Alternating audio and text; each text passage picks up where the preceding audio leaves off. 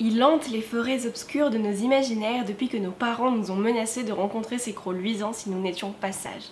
Son hurlement emblématique nous a de nombreuses fois fait frissonner d'angoisse les nuits de pleine lune, et il faut dire que la bête pullule dans les histoires. La chèvre de Monsieur Seguin, le loup et les 7 chevreaux, le petit chaperon rouge, les 3 petits cochons, Pierre et le loup.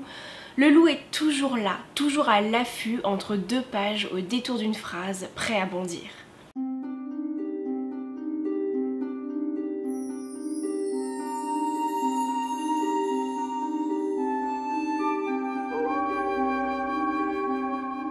La peur du loup est profondément enracinée dans notre folklore. On voit l'animal apparaître dès la mythologie gréco-latine avec la louve de Mormolycée, nourrice de l'Achéron, dont on menaçait déjà les enfants désobéissants à l'époque. Notre bête est dotée d'un assez lourd passif mythologique puisque Hadès, le dieu des enfers dans le panthéon grec, est réputé pour se vêtir avec un manteau en peau de loup, et son homologue égyptien Anubis est représenté avec une tête de chacal, donc un canidé assimilable au loup.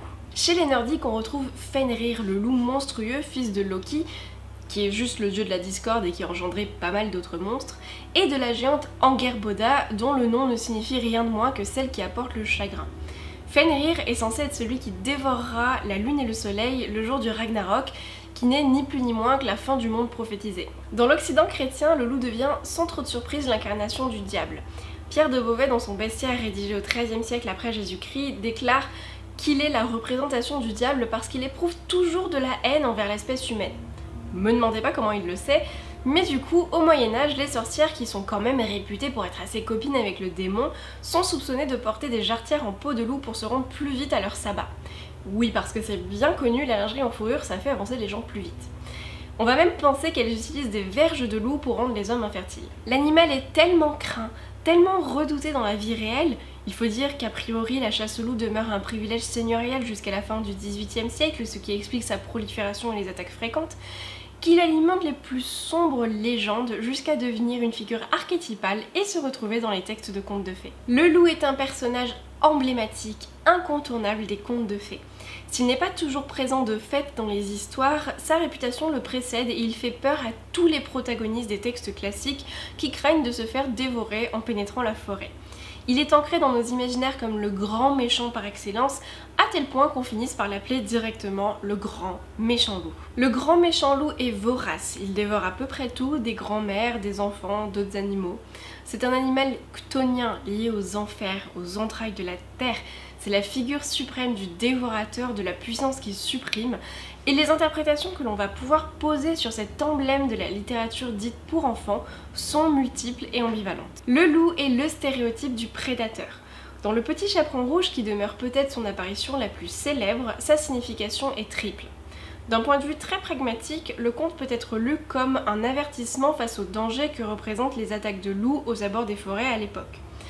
Mais le grand méchant loup qui trompe la fillette peut être également envisagé comme une sorte de synthèse, d'incarnation de tous les périls qui peuvent guetter une petite fille se promenant seule, se perdre, se faire agresser, etc. Le loup comme prédateur sexuel a été mis en lumière par Bruno Bettelheim. Il s'appuie pour ça sur la scène du lit assez explicite dans la version de Charles Perrault où la petite fille se déshabille pour aller s'allonger près du loup.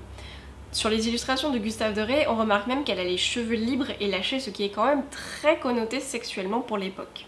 Selon Bettelheim, la fillette se fait dévorer car elle n'est qu'aux portes de l'adolescence, elle n'est pas encore prête pour connaître l'intimité, donc le lit du loup. En fait, elle n'est pas assez mûre pour envisager des relations charnelles. Le loup ici servirait d'avertissement pour les jeunes filles un peu précoces sur la chose. Pierre Saint-Yves et Edward Tiller, qui sont des spécialistes de folklore et d'anthropologie culturelle, vont quant à eux lire Le Petit Chaperon Rouge en termes de mythe solaire et de cycle naturel.